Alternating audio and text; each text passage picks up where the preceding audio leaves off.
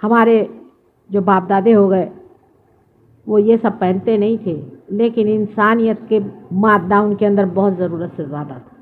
एक एक आदमी अगर सोचिए तो लीजेंडरी कहना चाहिए उन लोगों को। क्या लोग थे, एक बार शब्द दे देते थे तो उसी शब्द पे चलने वाले, जिनके बारे में सारे संसार में लोग गुणगान गाते थे कि हिंदुस्तान का आदमी एक होता है तो वो यहाँ के हजारों बेकार लोगों से अच्छा होता है। वही हिंदुस्तान की आज ये दुर्दशा हो।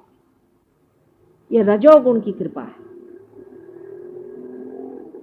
स्वतंत्रता से पहले हम लोग बहुत अच्छे थे, जब गुलाम थे, जब कंधे से कंधे लड़ाए थे और सबसे जा करके वहां पर सारे संसार के देशों से हमने अपनी स्वतंत्रता की मांग उठाई थी, वो हम लोग अलग थे। और आज रजोगुण के ये गुलामगिरी में हम लोग जो फंसे जा रहे हैं, मटेरियलिज्म के, इस कदर गंदे हम हो रहे हैं, इसको समझने की जरूरत है। रजोगुण में उठते वक्त रास्ते में ही सत्वगुण की रेशा है। रुक जाइए,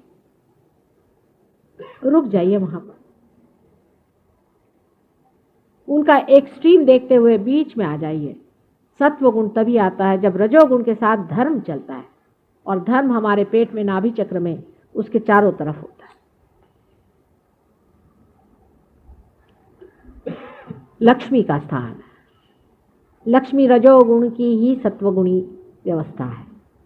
मैंने आपसे लक्ष्मी के बारे में पहले बताया था, कल भी बताया था कि लक्ष्मी स्वरूप जो मनुष्य होता है उसके एक हाथ से दान, दूसरे हाथ से आश्रय होना चाहिए। वो स्वयं माँ स्वरूप होना चाहिए। उसके दो हाथ में कमल के फूल जैसी उसके अंदर सम्मान और उसके अंदर प्रेम की आभा हर समय रहनी चाहिए। जब उसके घर पे दरवाजे पे जाइए तो कहते आ बेटे, कहाँ से आए, कैसे तकलीफ से आए हो, बैठो यहाँ रहो। मैंने अभी आज एक रईस आदमी से कहा कि भाई इसको लक्ष्मीपति का, कह ले बहन जी अगर कोई चोर आ गया तो। मैंने कहा चोर भी आ गया तो भी कोई हर्ज नहीं, बिठाओ उसको, प्रेम से बिठाओ, उसकी चोरी बदल जाएगी। चोर कभी भी शरीफ आदमी की चोरी नहीं करने वाला।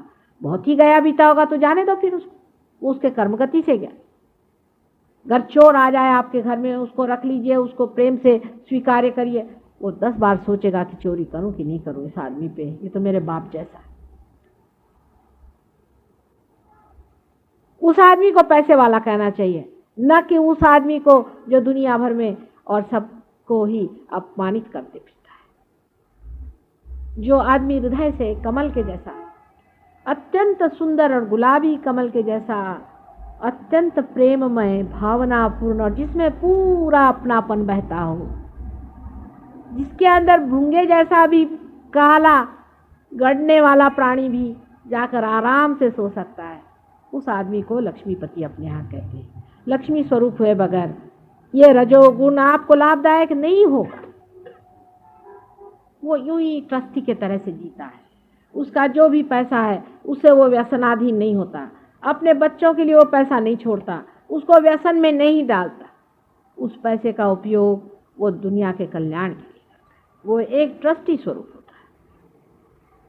शरद चंद्र की एक बड़ी सुंदर कहानी मैंने पढ़ी थी कि खुद उन्होंने लिखा कि हम लोग कुछ टोले के लड़के एक बड़े भारी धनी के पास पहुंचे। तो जब हम पहुंचे तो उन्होंने कहा कि तुम क्या करना चाहते हो। तो उन्होंने कहा कि हम लोग एक ड्रामा करने चाहते हैं और ऐसा करना चाहते हैं और उसमें हम बहुत मॉडर्न लाइफ दिखाना चाहते हैं और आप हमें कुछ रुपया दीजिए। तो उनका अच्छा बैठो बैठो, बहुत बिठाया। उसके बाद चवन्नी उनको पकड़वा दी। तो ये लड़के बड़े गुस्से हो गए उनसे कि बड़ा ही कंजूस निकला, चवन्नी हमें पकड़वा दी। उसके बाद एक स्त्री आई, बेचारी बड़ी बूढ़ी थी, आई, कहने लगे कि पता नहीं कुछ 50 वर्ष पहले मेरे पति ने आपके पास कुछ रुपया रखा दिया था। उसके बाद हम लोग परदेश चले गए, वहीं मेरे पति की मृत्यु हो गई। तो उनके इसमें एक पत्र मिला, उसमें लिखा था कि उनके पास बहुत रुपया मैं छोड़ के आया हूँ, तो तुम हो सके तो धर्मात्मा है उनके पास चले जाना।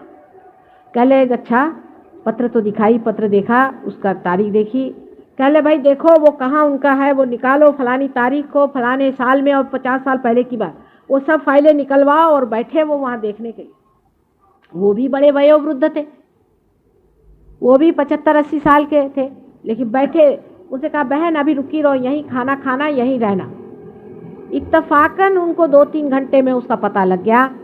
2-3 घंटे में उनको पता लग गया कि ये जो है ये रुपया दिया गया था। उन्होंने वो सारा रुपया उस औरत को वापस करके सूद सहित वो वापस कर दिया। ये लक्ष्मीपति का लक्षण कि धर्म में खड़े हैं। वो पैसा एक ट्रस्टी की तरह उसे इस्तेमाल करते हैं। बड़ी भारी, मैं शरद चंद्र को बहुत इसलिए मानती हूँ कि मनुष्य की धर्म का तत्व जो है उसको शरद चंद्र ने इतना सुंदर निभाया है, उसके धर्म तत्व को इतना सुंदर दिखाया है।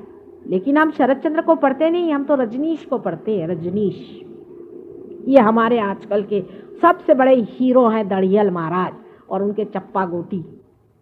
ये हमारे लिए आजकल सबसे बड़े हीरो साहब हो गए। अपने संस्कृति में कभी भी पैसे वाले की महत्ता नहीं गाई गई, कहीं भी नहीं। हमेशा उसी मनुष्य की गाई गई जो धर्मात्मा है।